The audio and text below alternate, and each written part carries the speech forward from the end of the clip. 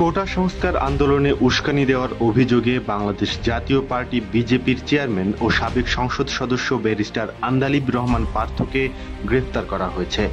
গত বৃহস্পতিবার সকালে রাজধানীর গুলশানের বাসা থেকে তাকে গ্রেফতার করা হয়।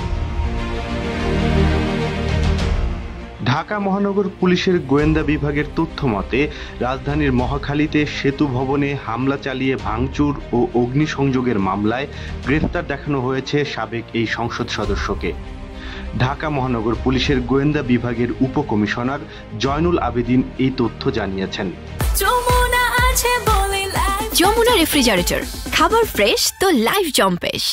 আন্দালিব রহমান পার্থকে জিজ্ঞাসাবাদের জন্য আদালতের কাছে 10 দিনের রিমান্ড আবেদন করে গোয়েন্দা পুলিশ।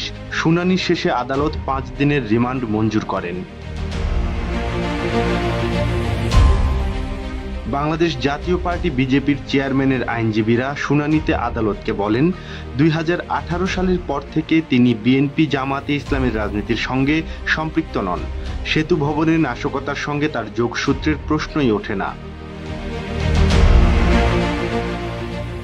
শুনানিতে আন্দালিব রহমান পার্থ আদালতকে বলেন, রাজনৈতিক জীবনে তিনি অনেকের বিশ্বাসের জায়গায় যেতে পেরেছেন। তিনি বাংলাদেশে ইতিবাচক রাজনীতি করেন, তা অন্য যারা ইতিবাচক রাজনীতি করেন তাদের জন্য খারাপ দৃষ্টান্ত হয়ে থাকবে। মামলার এজাহার থেকে জানা গেছে, কোটা আন্দোলনকে ঘিরে সহিংসতায় সেতু ভবন ভাঙচুর ও অগ্নিসংযোগের ঘটনায় সেতু ভবনের কেয়ারটেকার রবিউল ইসলাম বাদী হয়ে বনানী থানায় মামলাটি করেন।